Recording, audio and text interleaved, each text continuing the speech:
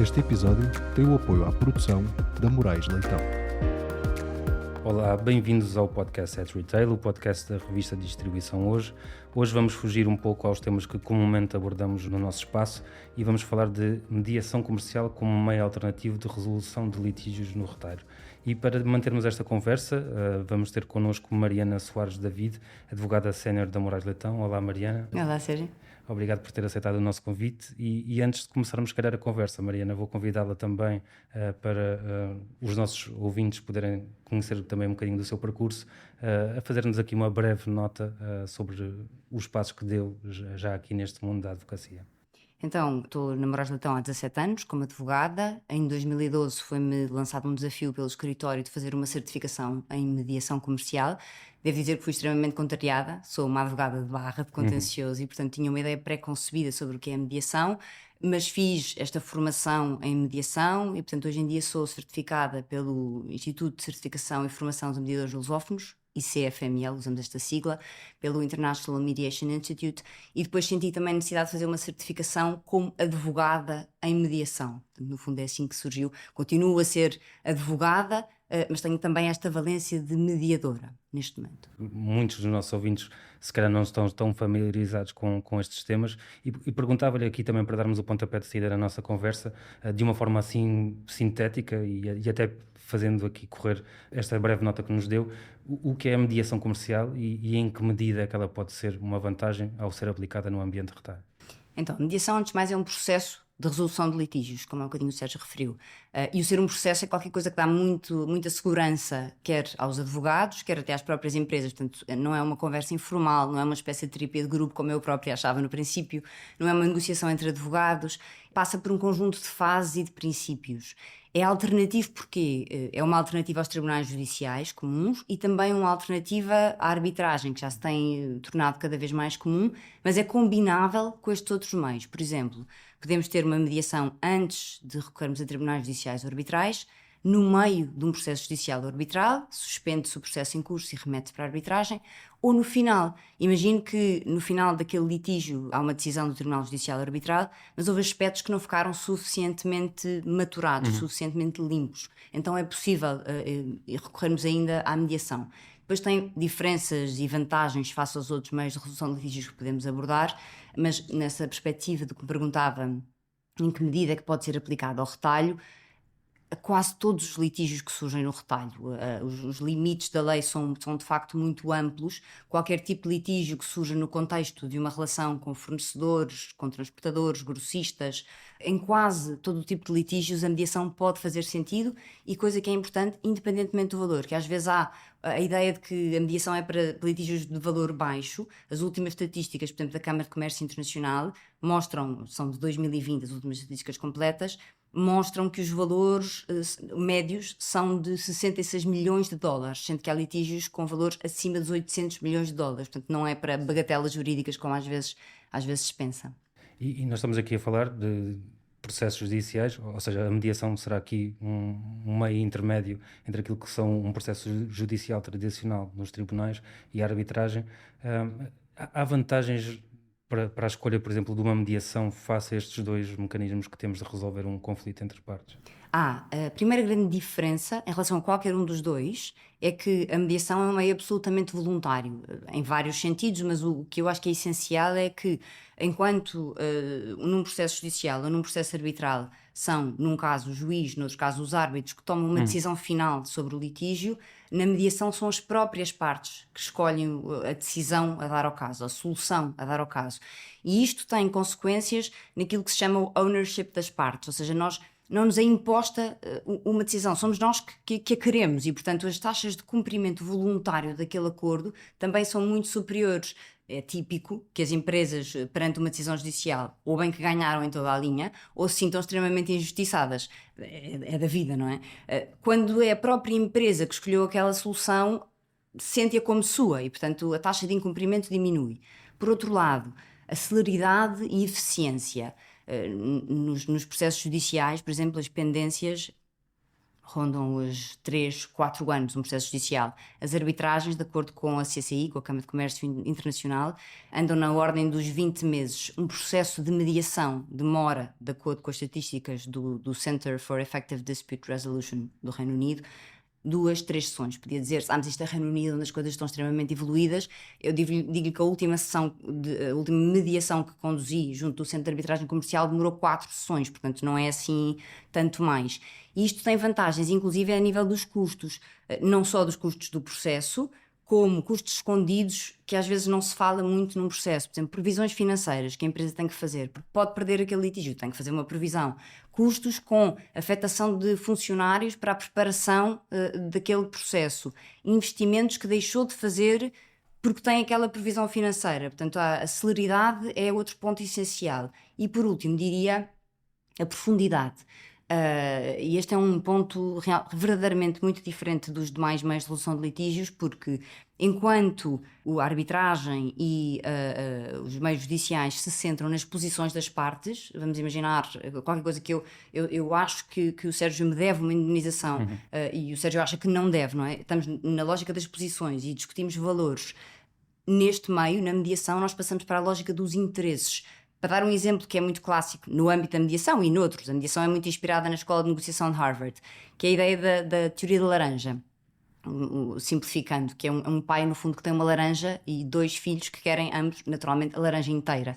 O pai, a primeira coisa que faz, é um pai muito salomónico, como normalmente acontece, por exemplo, na arbitragem, um juiz que quer ser muito equitativo, divide a laranja ao meio, e os filhos ficam naturalmente insatisfeitos porque queriam a laranja inteira. Um pai talvez mais sofisticado, o que fará é dizer a um deles que seja ele a cortar e o outro a escolher, porque assim o primeiro não tem incentivo em cortar de forma diferente que não seja a meio. Ainda assim eles ficam insatisfeitos. E porquê? Só é que o pai pergunta porquê. Porque na verdade queria o sumo, e metade de um sumo não lhe chega para nada, ou metade da laranja não dá para fazer um sumo inteiro, e o outro queria a casca para fazer raspas para um bolo. E esta é uma ideia muito poderosa, porque nos leva a compreender que às vezes, se tivéssemos feito a pergunta certa, percebíamos que esta ideia de justiça equitativa que nós temos nem sempre é que melhora a cautela às partes. Se tivéssemos perguntado a cada um daqueles filhos o que é que queria, percebíamos que os interesses eram confluentes, não é? Que era possível conjugá-los os dois. Há uma outra imagem que eu acho que é bem conseguida, que é a ideia do iceberg. Os tribunais judiciais e arbitrais, por limitações, porque o direito distrito também não deixa fazer mais do que isto, tratam da ponta do iceberg, onde nós temos esta ideia do dever e do haver. A mediação consegue ir um bocado mais longe, consegue ir à base do iceberg, onde temos expectativas escondidas que não partilhamos, outras necessidades, esta coisa de qual era o meu verdadeiro interesse em relação àquele assunto, questões culturais, dúvidas sobre a capacidade financeira da outra parte, a urgência que nós temos na resolução de litígio. Eu pessoalmente tenho inúmeras histórias de casos, enfim, em que ganhamos em toda a linha processos judiciais arbitrais, e em que sinto uma certa frustração do cliente, ou porque demorou tempo demais, ou porque houve qualquer coisa que não ficou suficientemente resolvida, e não é por incapacidade minha ou dos tribunais judiciais, é porque aquele foro não serve para atingir esses problemas. Portanto, no fundo da mediação, o que tem de grande vantagem, além do aspecto de serem as próprias partes a desenhar a solução, é a profundidade com que permite resolver o litígio e até a criatividade que permite nas soluções. Nós podemos ter, no âmbito do litígio, em que inicialmente o que o Sérgio me pede é uma indemnização, e isto sem mais, podemos ter uma solução final em que fugimos disto, em que decidimos que afinal o melhor é uma renegociação do contrato inicial. Eu compenso uma entrega defeituosa que fiz com a entrega de produtos de uma gama superior. Fazemos uma parceria noutro negócio, porque eu agora não tenho capacidade financeira, mas vou ter. Isto são soluções que o direito não consegue dar, mas que são possíveis no contexto da mediação. Enfim, não valerá eu oferecer-lhe uma mão em compensação da indemnização. Estamos no âmbito da ordem pública, portanto há limites, mas há de facto uma grande amplitude naquilo que é dado às partes para poderem encontrar a melhor solução para os seus interesses. E como dizia, isto poder servir como antecâmara até de outra forma de resolução de litígios. Mesmo que na mediação não se resolva tudo, é possível filtrar o litígio. Resolvem-se coisas que não se resolveriam no âmbito do processo judicial, e então aí no processo judicial ou arbitral aumentamos as hipóteses de sucesso, deixando aquilo que verdadeiramente o direito distrito consegue resolver. Eu não resisto a lançar-lhe aqui um desafio e ao ouvi-la falar e a lembrar que isto não é quase como se fosse uma terapia. Isto também deixa um advogado ou uma pessoa que faz aqui a mediação muito mais sem rede naquilo que é o que estudou, aquilo que sabe. Há desafios também acrescidos naquilo que é a mediação para um advogado, por exemplo, como a Mariana. Tremendos, quer como mediadora, quer como advogada. Como mediadora, o primeiro, eu acho que foi precisamente a escola de mediação ensina que nós devemos ir por fases. Primeiro identificar os interesses, fazer uma agenda dos que são os interesses, depois explorar opções de uma forma mais ou menos acrítica, o chamado até expand the pie, ou seja, se encontrarmos vários aspectos para negociar, podemos estar dispostos a ceder facilmente nuns e ganharmos leverage negocial para os outros. E só depois passar para a fase de negociação sobre as opções. Qualquer advogado salta rapidamente para a última, porque estamos muito treinados para encontrar soluções. E, portanto, este é um grande desafio para qualquer advogado colocado na posição do mediador. Advogado colocado na posição de advogado no âmbito de uma mediação. A primeira coisa é a formação, porque eu acho que há uma grande resistência dos advogados à mediação, por um lado por desconhecimento. Nenhum advogado gosta de sugerir a um cliente um meio no qual não se sente perfeitamente confortável, ainda que isso implique eventualmente um pior serviço ao cliente, porque até pode ser que a mediação fosse o melhor meio de resolução de litígios para aquele caso, mas tendencialmente nós não vamos sugerir alguma coisa com a qual não estamos muito confortáveis. E, da minha experiência como mediadora, já tem havido situações em que, de facto, um advogado não formado em mediação sente a necessidade, no decurso do processo, de contratar um segundo que esteja formado em mediação. E que dificuldades, que diferenças existem quando nós estamos a atuar no âmbito de uma mediação como advogado ou num processo judicial ou arbitral. Continuamos a ser completamente parciais. E parciais não temos que ser bonzinhos. Não é esta a ideia de um advogado em mediação. O advogado continua a ser perfeitamente parcial e estar ao lado do seu cliente. Deve, antes de mais, ajudá-lo a perceber que casos é que devem ir para a mediação e que casos é que não devem ir para a mediação. E esta é uma triagem muito importante que o advogado deve fazer. Há também toda a adaptação, todo o acompanhamento que se faz do cliente, por exemplo, na redação de convenções de mediação no princípio do processo, na escolha do tipo de mediação, pode ser ad hoc, ou seja, constituída só para aquele efeito, ou institucional, na escolha do mediador, há imensas ferramentas que podem ser usadas e o advogado deve estar a par delas, preparar a mediação, a preparação da mediação. Sérgio, imaginar, nós estamos às vezes anos e anos a preparar um processo judicial e às vezes pensa-se que vamos para uma sessão de mediação, se são só 2 ou 3 sessões, que não é preciso preparação nenhuma, aquilo resolve-se ongoing. Não. Para ser bem sucedido tem que ser muito bem preparado antecipadamente. Saber como atuar e como usar o processo também é muito importante e para isso, mais uma vez, é preciso a formação, ou é importante a formação em mediação. E finalmente, e não menos importante, na redação do acordo, porque a clareza com que se redige o acordo é essencial para que depois o acordo funcione como título executivo mais tarde. E que funcione para ambas as partes. E aqui era essa a pergunta, antes de passarmos aqui para a triagem, que eu acho aqui outro papel, aliás, outro ponto interessante de explorarmos. Temos 2 partes conflituantes. O mediador está ali no meio delas. Como é que se pesa aqui depois a balança do que é justo para um e o que é justo para outro e chega-se a esse acordo final? Como é que se faz esse processo também? Então, o mediador, antes de mais, às vezes há uma ideia de que porque o mediador não toma uma decisão, que é uma figura passiva, não é? O mediador é suposto ser uma figura ativa. Esta é uma ideia que eu queria desmistificar. E às vezes também me perguntam para que uma mediação se a negociação com advogados tende a funcionar, ou muitas vezes funciona. E de facto, quando funciona está tudo bem. Mas há casos em que, por exemplo, nós não conseguimos chegar ao nosso cliente, ou que parece que se sugerirmos a mediação estamos a dar nota de alguma fragilidade. E portanto, nessas situações a recurso à mediação é extremamente útil. Ou quando, também acontece, o advogado toma demasiadamente as dores do seu cliente ou até acrescenta dores adicionais. Portanto, a mediação é útil em todos estes casos. E o que é que o mediador faz para tentar chegar as coisas a bom porto, de diferente do que fariam 2 advogados a apoiar os seus clientes? O mediador, de uma forma imparcial, vai servir de ponte entre as 2 partes. vai recentrar o diálogo das partes, que tipicamente está centrado nas suas posições, e centrá-lo nos interesses. Há várias técnicas de reformulação, de fazer de espelho, de questionamento, que se aprendem, no fundo, de parapsicologia, não é? Mas que se aprendem neste sentido e que fazem toda a diferença. Gerir impasses é outro ponto muito importante, além, claro, da definição das regras do processo. E depois outro elemento que eu acho que é muito, muito relevante é o confronto das partes com aquilo que se costuma chamar a sua best alternative to a negotiated agreement e a sua worst alternative to a negotiated agreement. O que é isto? É, no fundo, fazer com que cada uma das partes se confronte com qual é o meu melhor cenário em tribunal e o meu pior cenário em tribunal. E na minha experiência como mediadora, muitas vezes, quando pergunto qual é o pior cenário, e pergunto em sessões privadas, em total confidencialidade, quando pergunto qual é o pior cenário, o que as partes me devolvem não é o seu verdadeiro pior cenário, é o cenário do qual se convenceram. E porquê é que isto é importante? E eu tendencialmente até faço isto sempre numa sessão inicial, com cada uma das partes, no fundo destruir um bocadinho o caso, antes de a juntar numa sala.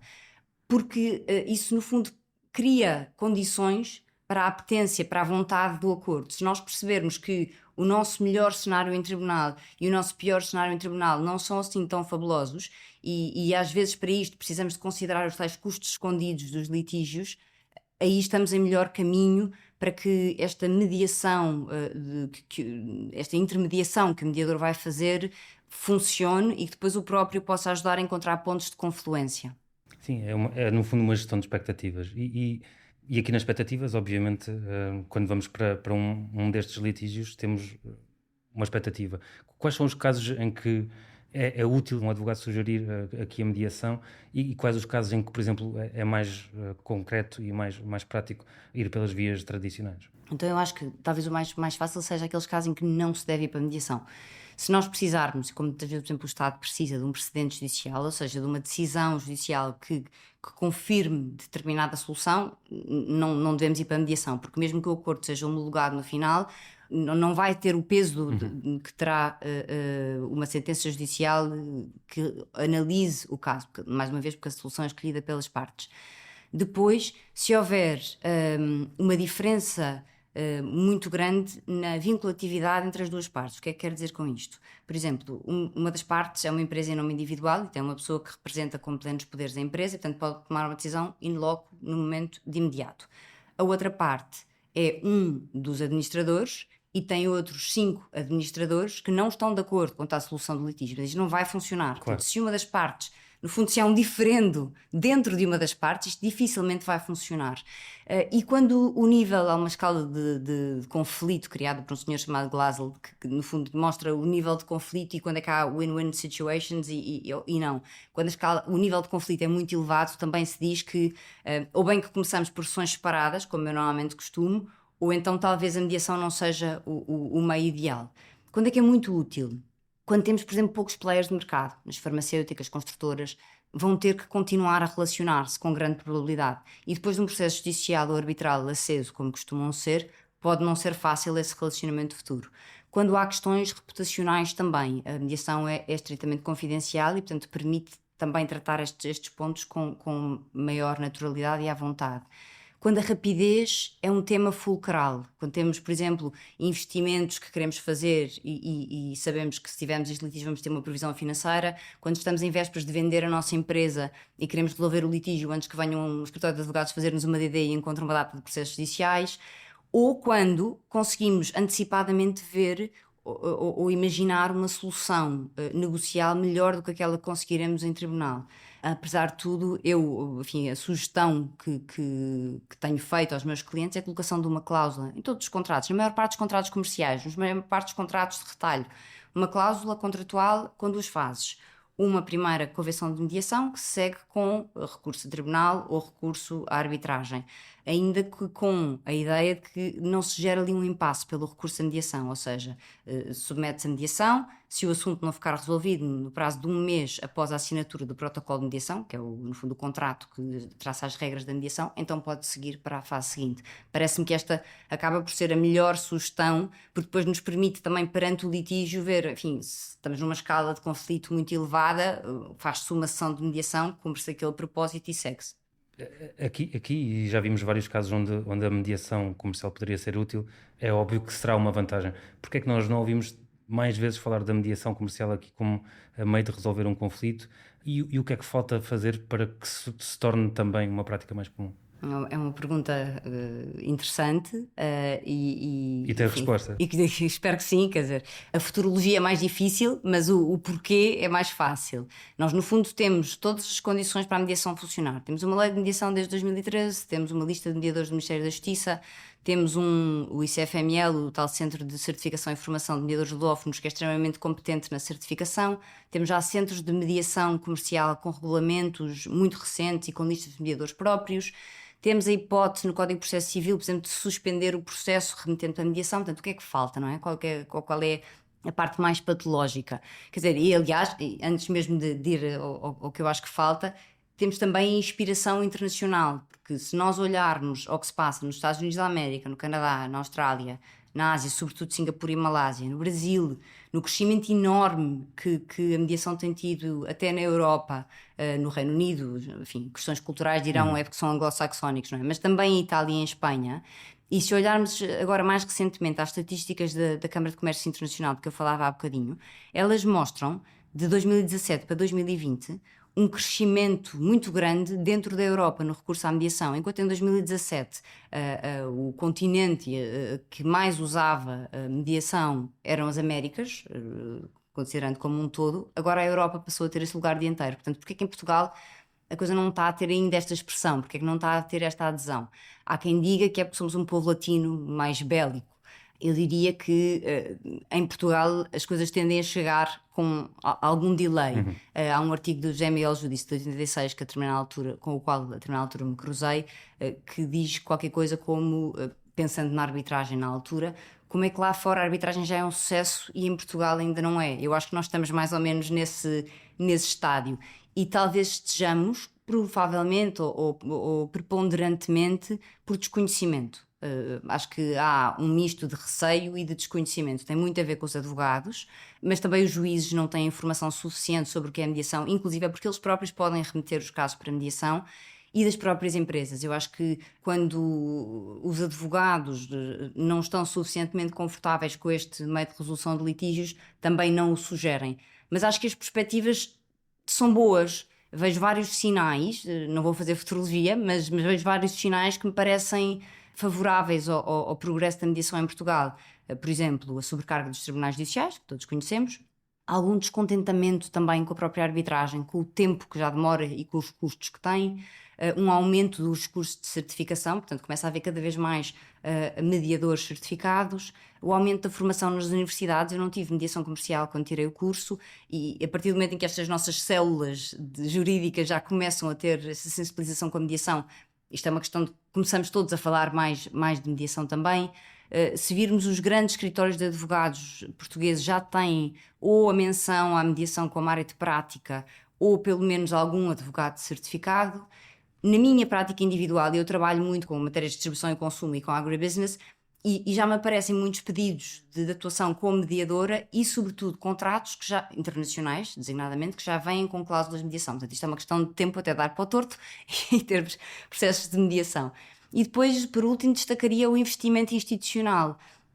Não apenas destes centros de arbitragem. O Centro de Arbitragem Comercial de Lisboa é, de facto, um centro com uma grande reputação. Criou este ano uma comissão de mediação destinada ao desenvolvimento da mediação. Uma das coisas que se tem feito, eu integro essa comissão também, é precisamente criar uma bolsa de horas para que, antes de grandes arbitragens, as partes possam ter um primeiro contacto com o que é a mediação. A Câmara de Comércio Internacional criou também em 2019 uma task force de que também faço parte, para desenvolver os outros meios de resolução de litígios alternativos além da arbitragem. E finalmente as Nações Unidas.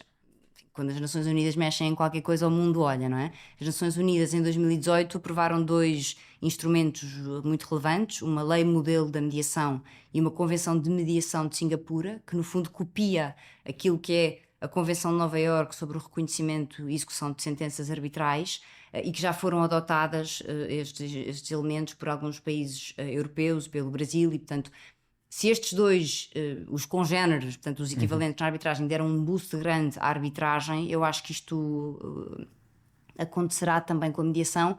E aliás, eu acho, se me permite, eu gostava só de destacar que é curioso que nos considerandos da Convenção de Mediação de Singapura não se diz que as Nações Unidas querem investir na mediação, diz que querem investir na mediação como forma de desenvolvimento das relações comerciais internacionais, portanto, achando que a mediação é um meio que vai potenciar as relações comerciais internacionais. Mariana, eu não resisto também a fazer esta pergunta, e foi a Mariana própria que introduziu, assim não vai soar tanta crítica, mas falámos aqui da morosidade dos processos em tribunal e estamos todos cientes, há notícias praticamente diariamente sobre esse tema. Conseguimos comparar os tempos? Já me disse que uma mediação demora 2, 3, 4 sessões, uma arbitragem terá também o seu tempo e será moroso, não será um processo propriamente rápido. Conseguiríamos, até para contextualizar melhor a nossa conversa, pôr tempos em cada um destes tipos de processo? Sim, quer dizer, as estatísticas da Justiça em Portugal, eu julgo até que falam em 1, 2 anos, mas estamos a falar de litígios de qualquer tipo, podem ser litígios muito pequeninos, portanto eu diria como mais razoável, mas isto é uma estatística minha, olhando para a generalidade dos processos que tenho alguns muito compridos, mas por outras razões, é razoável contarmos com 2, 3 anos num processo judicial. Na arbitragem vai depender um bocadinho dos árbitros e da complexidade do litígio, mas contamos com 1, 2 anos, portanto um bocadinho menos. Numa mediação, como lhe digo, esta última que fiz demorou 4 sessões, embora apanhou mês de férias, portanto as sessões, se pensarmos em tempo, é capaz de ter demorado 2 meses, mas foram 4 sessões. É muito diferente, não é? A duração de uma coisa para a outra. E quer dizer, e há processos judiciais, eu tenho já 2 que demoram 10 anos. Isto depois tem a ver com se tem perícia, se não tem. E há muitos processos no âmbito do retalho. Por exemplo, quando estamos a falar de pedidos de indenização de clientela, ações de concorrência desleal, são ações que tendencialmente são muito morosas porque vão implicar muita prova. E muita prova, e se entrarmos para prova pericial, então a duração do processo vai ser certamente significativa. Nós estamos a falar de 2 partes, interesses diferentes, um mediador. Imagino que seja conciliada a posição de cada uma das partes para a escolha desse mediador. Quais são as melhores práticas para a escolha de um mediador competente, e que tipo de experiência deve ter esse mediador para levar a bom porto um litígio destes que estamos a falar? Então, a nossa lei não exige que seja formada em direito. Há outras leis que exigem, a nossa não exige. Pode ser um psicólogo, pode ser um engenheiro. Se calhar para determinado tipo de litígios até é mais adequado. Por exemplo, na arbitragem muitas vezes escolhem-se engenheiros precisamente porque o litígio é de engenharia e então as pessoas estão mais capacitadas. Ajuda sim ser certificado, não é obrigatório que seja certificado, mas ajuda a ser certificado. Não só pelo tipo de técnicas que se aprende na certificação e que eu acho que de facto favorecem o sucesso da mediação. Para lhe dar ideia, neste Center for Effective Dispute Resolution do Reino Unido, e estamos a falar de um centro de certificação, as taxas de sucesso, portanto o número de casos de mediação que acabam em sucesso em 2022 é de 92%. Eu acho que isto faz a diferença, o mediador ser certificado. E depois como é que se escolhe? Bom, temos se fosse eu, sugerir a um cliente meu, eu sugeria, pelo menos nesta fase inicial da mediação, uma mediação institucional, ir a um bom centro de arbitragem, como o Centro de Arbitragem Comercial, ou o Centro Concórdia, ou a CCI, e escolher dessa lista de mediadores, eventualmente aí indo ver o currículo de cada um, consoante as áreas temáticas de cada um. Tem uma vantagem escolher um mediador que seja também da lista do Ministério da Justiça. Porquê? Desde 2017, os acordos normais que nós fazemos não são título executivo direto. E por isso não é assim tão... Ou seja, um acordo saído da mediação, não fosse existir uma norma especial que existe, não seria um título executivo direto. E portanto tínhamos que ir para um processo judicial para confirmar aquilo que ficou na mediação. Então, no fundo, há 3 formas de transformarmos um acordo de mediação num título executivo, em qualquer coisa com a qual podemos ir diretamente pedir a execução ao tribunal. A primeira é incluir um mediador da lista do Ministério da Justiça. Desde que participe na mediação um mediador da lista do Ministério da Justiça e que assine o acordo, é título executivo direto. É uma exceção criada pela nossa lei de mediação. A outra hipótese é fazermos o acordo perante notário ou autenticado perante notário ou profissional equivalente, pode ser um advogado, enfim, por razões de decoro e independência, não convém que seja um dos dois das partes. Ou então submeter depois o acordo a homologação. Portanto, por uma destas 3 vias, aquele acordo vai ter força executiva e podemos avançar diretamente para uma ação executiva, caso uma das partes não cumpra, o que, como digo, apesar de tudo, representa uma minoria face à circunstância de serem as partes que escolheram a decisão. Eu acho que já falámos aqui muito sobre o tema, mas não resisto a fazer-lhe novamente outra pergunta. O que é que leva um advogado, obviamente, um processo judicial que esteja a ser julgado durante muito tempo, traz alguns benefícios financeiros, vamos dizer assim, para o advogado. A mediação é um processo muito mais rápido, como estávamos aqui a ver. A arbitragem, novamente, um processo mais longo. Qual é a vantagem aqui, então, de uma sociedade de advogados ou um advogado propor ao seu cliente: vamos avançar com a mediação e vamos fazê-lo porque isto? Essa vem com a ratoeira. De facto, é uma pergunta difícil, à qual lhe vou responder com a minha opinião concreta. É verdade que um dos principais receios dos advogados, além do desconhecimento, tem a ver com a parte financeira, porque um processo que dura 10 anos, com certeza que a faturação é completamente diferente.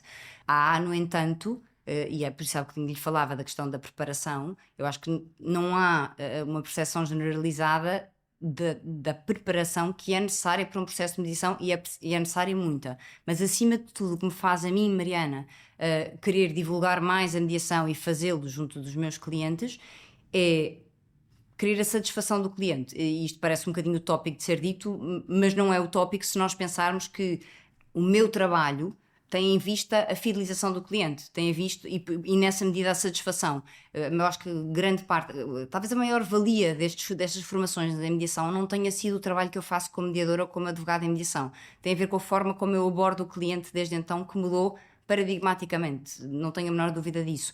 Hoje em dia, se um cliente me chega e me diz que quero ir por ali, ou disseram-me que eu tenho direito a isto, eu faço inúmeras perguntas, problematizo imensamente, para não ter no final do dia esta sensação de descontentamento, de tive uma vitória épica, mas o cliente não está inteiramente satisfeito. Portanto, esforço-me muito por isto. E eu acho que a mediação, como outros mais de resolução de litígios, eu acho que nós, advogados de contencioso, temos que olhar cada vez mais para a gestão de conflitos de uma perspectiva integrada, vendo perante aquele litígio concreto o que melhor satisfaz o cliente. Se calhar num caso é a mediação, noutro caso não vai ser a mediação. Os conflitos continuarão a existir. Não me assusta minimamente sugerir a mediação para determinados conflitos, porque sei que há outros que serão melhor resolvidos, ou que terão mesmo que ser resolvidos em tribunal judicial ou em tribunal arbitral. O que quero é que o cliente volte e sinta do meu lado alguém que procura verdadeiramente uma solução mais adequada para aquele caso. Sinto que isso fideliza e, portanto, é por aí que vou. Perfeito. Só mesmo para fecharmos uma pergunta e mais uma daquelas com ratoeira. Dizia-me no início da conversa que quando começou a fazer a formação aqui nos processos de mediação, que estava muito descontente. Hoje já lançaria um jovem advogado esse convite para prolongar a sua formação para a mediação comercial, e porquê? Sem dúvida que sim, até pela necessidade que eu acho que temos de capilarizar um bocadinho a mediação. Primeiro porque desmistifiquei várias ideias que tinha e de facto não é uma terapia de grupo e não temos todos que ser bonzinhos num processo de mediação. E depois porque, isto talvez seja alguma tacanhez, mas nós funcionamos muito há 10 anos de reboque do que se passa lá fora e portanto é uma questão de tempo até que aquilo que se passa no panorama internacional cá chegue. Foi assim com a arbitragem também, portanto no fundo eu sugeriria isto e sugiro isto a advogados mais novos do escritório, porque acredito neste caminho em termos de rumo de justiça, porque me parece que não chegamos lá só com os meios que já existem e porque acho que isto nos forma pessoalmente também, mas porque os skills que aqui aprendemos nos tornam melhores advogados, mais capazes, mais atentos ao serviço ao cliente. Uma excelente forma de terminarmos. Obrigado, Mariana, pela sua presença. Obrigada eu, Sérgio. E da nossa parte é tudo. Ficamos por aqui. Até à próxima. Este episódio tem o apoio à produção da Moraes Leitão.